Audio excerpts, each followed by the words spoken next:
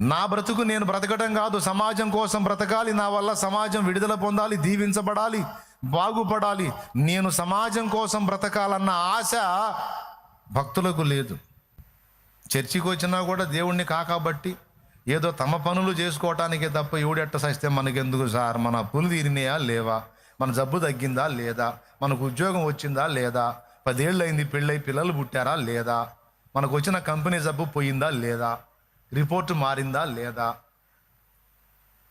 ఇచ్చిన అప్పులు ఎగ్గొట్టారా, వసూలు అయినాయా లేవా, కేసు కొట్టేశారా లేదా, కొట్టేశారా, అమ్మయ్య బయటపడ్డాం, స్తోత్రం యేసుప్రభువా, ఇంకా చాలు ఈ కార్యం చేశావు.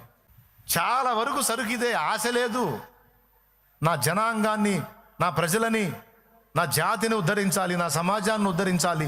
అయ్యో నా ప్రజలు నశించిపోతున్నారు, నా బంధువర్గం నశించిపోతున్నారు, నా వీధి, నా వాడ, నా గ్రామం, నా పట్టణం, నా పల్లె పాడైపోతుంది.